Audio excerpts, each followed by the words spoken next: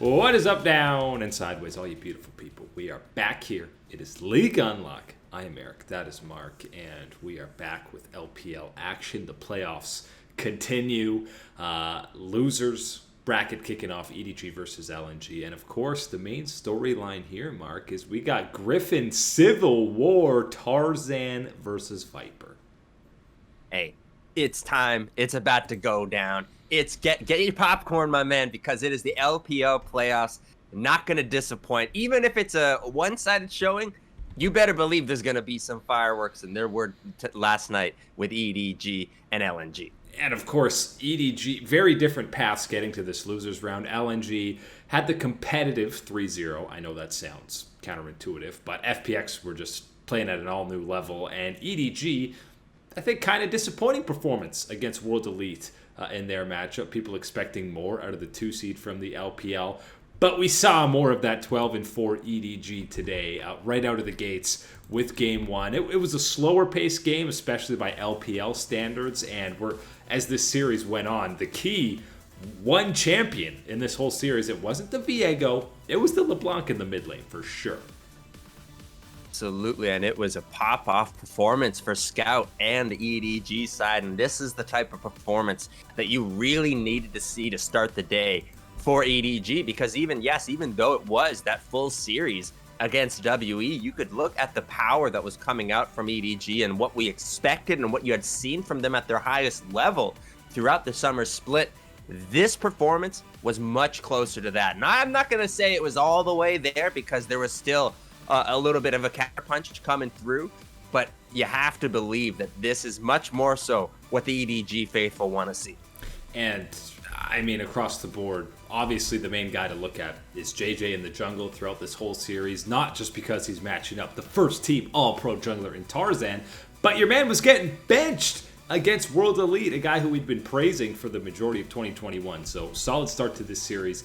Game 2 is when you have this horrible early aggression for EDG. Tarzan's taking the Lee Syndrome Q under the turret. It ends up being 3 kills in the favor of EDG early on. You even have Icon flashing over to try and cancel a recall and get a kill, and it not happening.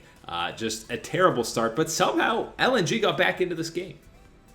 They get themselves back into the game, but then there's an unholy sin committed on the side of LNG. You just simply cannot be in a situation where you see nobody on the mini-map as an ADC and go, you know what? They're either sneaking something or I'm about to get popped. I'm gonna keep farming this. I'm gonna keep farming this mid lane wave, and that was unfortunately exactly what happened to Light. Yeah, the momentum was shifting over to LNG. Then that one pick immediately, EDG rushes the Baron, grab a couple more kills, and snowball that game out of control to go up 2-0. And in that third game, the Lissandra LeBlanc matchup rears its ugly head again, but this time it is Icon who gets the LeBlanc, who's able to win that matchup in his own right. And the real fun pick here is elimination game, potentially season on the line. Tarzan says, give me the Zac. I want to see the Zac on the Rift, Mark. And hey, to his credit, absolutely pulls it off with this squad. This game 3, yes, it was the Lissandra LeBlanc matchup flipped around, but I really want to be focusing on Tarzan Zac and then looking up to the job that Ale was doing in the top side, providing that fight back against Flandre. There's a lot of matchups that you could have talked about and looked at in this EDG LNG series heading in, and still, even acknowledging that Ale had been a better than average performance for LNG throughout the year, I don't think anybody would have been favoring him into that Titan showdown against Flandre in the top side. Game 3, he came through big with Tarzan for LNG to keep the series alive. And I know we love to meme on how OP Viego is, but lately, since they nerfed some of the sustain in lane, he's strictly been jungle for the most part. So seeing a solo lane performance that's at this high level, yeah, big ups to Ale to keep LNG in this series. Still down 2-1, and in that fourth game, it was... I'm going to say there wasn't much of a chance for a lot of it for LNG. And why? Because, oh look, this time LeBlanc goes over to Scout again. You had Viper get incredibly ahead on the Ashe, and JJ on the Olaf was absolutely fantastic in this game. I'm giving him full redemption from that World Elite series. absolutely deserved redemption from JJ, and really every member of the EDG squad, because every single one of them, the performance stepped up big time. And then in this game 4, where you have seen LNG get that little bit of hope, get that momentum on their side, to have the early game performances, game 4 completely shutting down anything that LNG could have wanted to set up or get in motion for the rest of the game. That is the control from EDG, and that is the type of power that you want to see from elite teams in the LPL.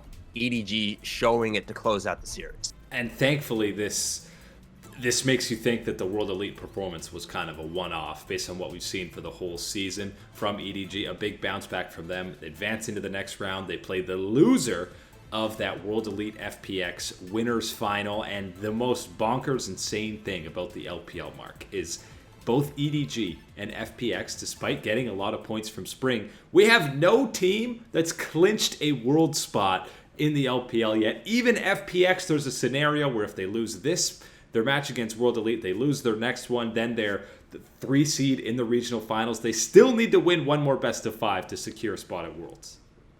It's insane. We know at the very least, the 5 or 6, I'm pretty sure, teams that are going to be in that, that running for these 4 spots from the LPL.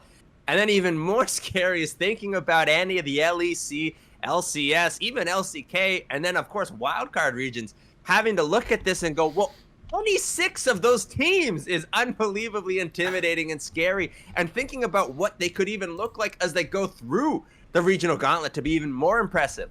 Man, the LPL is not messing around. Yeah, so the 5-6 in the regional finals, that's all that's locked in. It's LNG versus Rare Atom. Loser of that is out immediately. Then you have that upper bracket in the regional finals, which is RNG is going to be one of them, and then whoever doesn't make the finals probably will be that third one. But you still need to win one of those matches, because 2 of the teams in the regional finals will be going to Worlds. One of them will be that 4 seed. And in terms of points, if FPX beats World Elite, then they clinch a spot. They clinch top 2 at the very least. And even more so than previous years, I'm going to say that there's more on the line to win out the LPL summer split. Of course, talking about the Worlds qualification, everything else, but with no Worlds in China, right? To have Worlds taken away from the region, this is it. This is the championship to end up in the domestic cup, and this is where you want to make the fans proud. You got this last opportunity, even more important now, to get it done and get that summer trophy. Any of the 3 squads going to be a hype matchup, whether it's the losers finals, winners finals, or the grand finals. The next 3 best ofs are going to be a fun time in the LPL. We got one big best of 5 left in the LCK. We've already done some of the media. We've seen Faker and Kkoma talking opposite each other. T1 versus DAMWON. I want to do a full dive in here, lane by lane, to preview the finals that really, we haven't had these guys match up in the finals since DAMWON has been dominating, and it's a long time coming. It's pretty incredible when you can actually look at the LCK finals and look at the mid lane showdowns that we've gotten, and you look all the way back and you've kind of got 3 in a row for Faker, and then all of a sudden it's all Showmakers matchups, and we finally are getting the Showmaker versus Faker showdown. Chovy, BDD, and now Faker for Showmaker in those finals, by the way. Hey, no slouching in the mid lane when you're talking about the elites in the LCK. And obviously that 10th LCK title on the line for both Faker and Kkoma. They've gotten one separate from one another. Kkoma got one with DAMWON. Faker got one when Coach Kim was the head coach for them. So we're going lane by lane. We start that top side, and you've got... I'm still calling Kana unproven, even though not fully unproven. He's won an LCK title. But when you compare him to somebody like Khan's resume, then it's very much still the veteran and the young gun. This is maybe the closest of all the matchups, I think, is the top side in this series. If you're a T1 fan, if you're Kana, you are absolutely ready to go and hyped up for this matchup, because in the previous times that you've ever matched up against DAMWON in any type of situation, it's been Khan getting the better of T1 in that topside individual matchup, sometimes to an extreme degree, flexing what he has been able to do over the course of his LCK career. This one in a final, big time showdown, and I think if you actually look at the individual performances that we have seen for, the end of summer split and then in through these playoffs, I'd be siding with Kkoma, the slightest of edge of advantages on what his individual performance has been so far. But of course, as you said, the history, everything else leans in the favor of Kkoma. But you better believe that this top lane is going to be an incredibly crucial showdown in this final. It's definitely got the flavor of Kkoma pulling out something a little wacky, a Quinn top or a Riven or something crazy that we haven't seen for the majority of the split to kind of pull away or do something for DAMWON. Kkoma and the rest of the boys have mentioned they got plenty of tricks up their sleeves. When you look at the jungle in this series, listen, Owner has had a fantastic split. I'm glad that they've found some consistency in the jungle for T1, but the problem is you can't give him an edge over Canyon. You can't give anyone in the LCK an edge over Canyon. And it doesn't matter how positive you are about what Owner has done this split and with his short amount of time. You're looking at him as discount Canyon, really, and what he has been able to impact on T1 and what he gets done. You're just looking at a better version on the side of DAMWON, a more proven version as well with Canyon. And I think when you talk about the form for DAMWON Kia, sure, there can be some criticism. That criticism is not going towards Canyon in the jungle and what he has been able to do. Yeah, we could even maybe do a matchup where you have Canyon as the mid lane for these guys and throw Showmaker in at AD carry and see how those matchups go. But yeah, I mean, I think Owner, this is a great opportunity for him to kind of step up and show that he can go toe-to-toe with Canyon, because no one is expecting him to dominate this matchup. It's, can you have the same effect on the Rift, have the same impact as Canyon's going to have? And I look back to the series against Gen G, where he had game 1 was just Clid dominating all over the map, controlling every single aspect in that stomp for Gen G. And then, of course, as we know how the rest of the series played out, it reversed. We had Owner being the one to set everything up for T1. So I look at that very important a step in, kind of the mental strength, right? To be able individually and then with the rest of the team and their faith in you to get it done and then change the course of the series against someone that is as established and professional like Clid. Goes in the favor of Owner. But again, there's no way to be putting it in his favor when you're going stacked up against Canyon on the other side of the Rift. It's great experience and confidence for him, though, coming into this finals matchup. Obviously, the mid lane is one of the most exciting ones in this series, as it always is in the LCK. We've heard in countless interviews Showmaker talk about the influence that Faker had on his career in the early days. Everybody loves Faker, of course, but right now, guys, you can't tell me that Faker's playing at a higher level than Showmaker. It's not a huge gap, but Showmaker is still getting an advantage in this matchup for me. You can count it on one hand, maybe even a limited amount of fingers, the amount of times that Faker has been the underdog in an individual matchup. But that absolutely has to apply to this one. This is not about the accolades, the accomplishments, the storied career that Faker has accumulated and earned. This is about right now and what it has been, the current form in the last year or so, and especially obviously the last couple of months. You still have to favor towards Showmaker. That's not to say that absolutely Faker can match him in power, can bring out something different, can apply other aspects of positivity that we know his skill set brings for the T1 organization. But right now, you got to be leaning towards Showmaker, and if that's anything to tell you, this is going to be an unbelievable showdown in the mid lane. And it's not like we're saying Showmaker's going to have 2 solo kills on Faker every game by 10 minutes in these matches. It's just, I think laning phase and team fighting, you're given a slight edge towards Showmaker. So when you talk about these first 3 matchups, it seems kind of swayed in the DAMWON favor if you're talking about the finals. But when you get to the bot lane, top side was probably the closest matchup. The bottom half is the biggest lopsided matchup, and absolutely you got to be looking in the favor of T1, especially when you're looking AD carry to AD carry. Right, and hey, you're looking at the AD carries. Yes, it is your big boy Teddy stepping the back in the laser. T1. We talked about it last year when things didn't go the way for T1. What was going to happen? How were they going to set things up? Big Daddy Joe Marsh steps up and says, look, we're keeping Faker long term. We're getting Teddy signed up long term. This is why the performances that you've seen these LCK playoffs, the way that Teddy can play, the way that he can absolutely dominate a bottom lane matchup and carry that aggression and power through later team fights. That's why you need Teddy on your side. He was a huge difference maker against Ruler.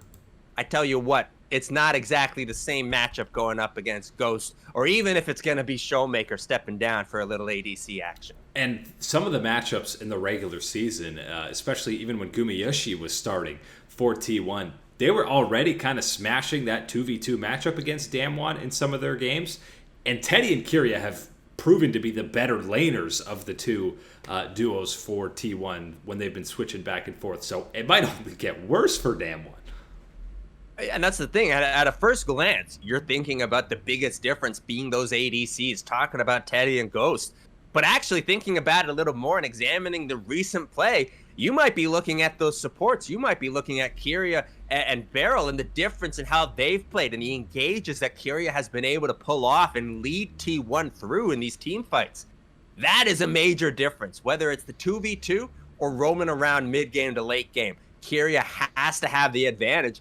And again, this is over someone that was a key part of the World Championship run for DAMWON.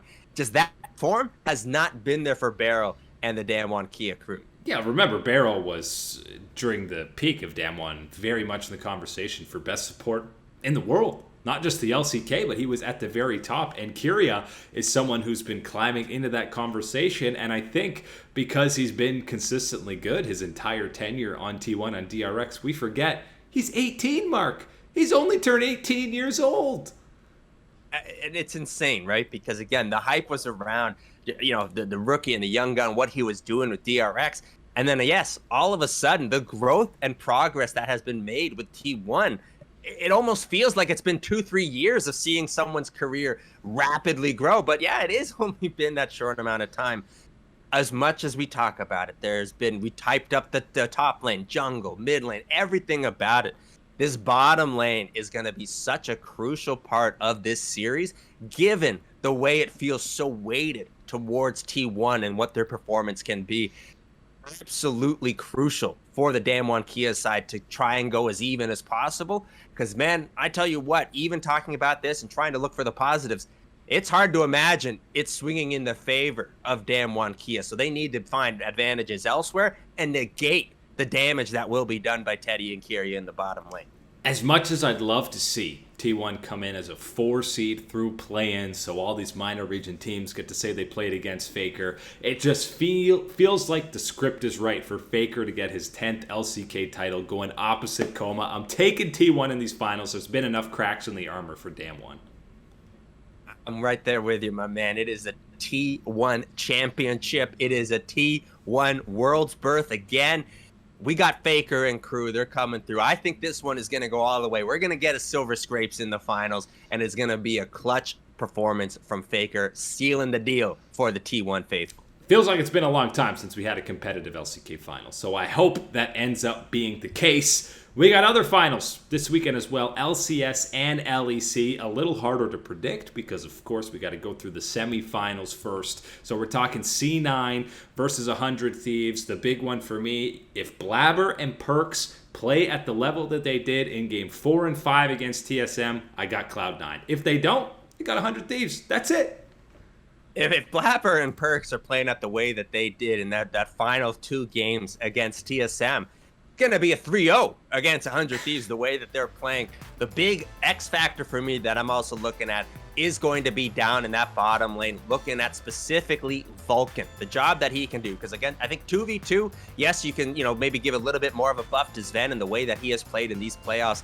But looking on the other side, you got FBI and Huhi, and what they can do in that 2v2 certainly shouldn't be discounted for 100 Thieves. I'm looking at Vulcan being the major difference maker because he's gone toe-to-toe with Core JJ. He's gone up against Sword Art, and he has absolutely shined. Needs to be for Cloud9 to make sure that they are the ones booking a finals trip. Whoever wins in that semifinal, you got Team Liquid favored over either one of them? Unfortunately, yes. The way that Team Liquid has been rolling, as much as I want to believe in the power, yes, thinking that it is going to be Cloud9 coming through and what they've been able to do and everything that they've learned hard in themselves as a 5-man unit, through these playoffs and the experience, I'm going with Team Liquid and the power that they have shown us. Alphari and Santorin as a duo, so unbelievably lethal. And then even individually, the neutralization that Santorin can bring against some of these aggressive junglers like a Spica, like a Blabber, if he sees that in the finals. Absolutely, I've got a Team Liquid championship coming this weekend. I'd love to see, after all the turmoil, this split end year for Alphari pick up his first ever title and head as that top seed for NA to the World Championship. LEC side of things, Fnatic versus Rogue in the semifinals. Winners move on to face the Mad Lions. They played some fun matchups in the regular season. I feel like all the momentum is there for Fnatic with back-to-back best of fives, and Rogue depends how their mental is after that Mad Lions loss. It needs to rebound big time, because you better believe that bullet train that we talk about, the Fnatic hype train, man, it's not making any stops. It wants to go right through finals and roar through that station on the way to Worlds. This Fnatic team, the way that they are playing, what Rogue showed us, and the way that we need them to bounce back, I'm looking specifically in that top lane, the hype. Fnatic, Adam, my man, and what he did in that series against G2, the dismantling of an icon of the European region in Wonder. You're going to have to do it against the brick wall. Then you talk about Santorin being a neutralizer in the LCS. Otawamne is that neutralizer in the top lane for the LEC. Adam needs to crack through and be a star if Fnatic wants to keep going. Yeah, I see the momentum for Fnatic getting in to go against Mad Lions in what would be an absolutely insane finals, but it just feels like the LEC is the Mad Lions to rule right now. They have the vibes of G2, because in these best of fives, they're the opposite of Rogue. They seem like they can be completely unfazed mentally. They're always laughing, even if they're down 2-0 in a series. And it's crazy to think that LCS and LEC mirrored a little bit, in the sense of it doesn't matter how you're talking about these semifinals and which one you want to make your argument for getting through.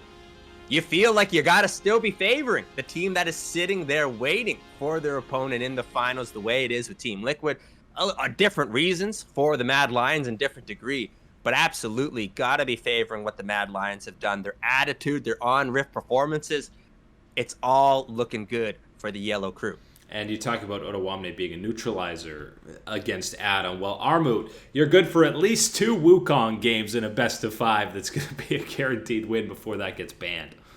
Yeah, there's no neutralization coming through from Armut. It is just full-on, head-on warfare coming in the top lane in that next series for you. It is going to be a blast. Don't sleep on these games from the LEC. I'm really hoping for that Fnatic Mad finals, because it'll look like LPL games, and I think people will be even more excited to see the LEC at Worlds then.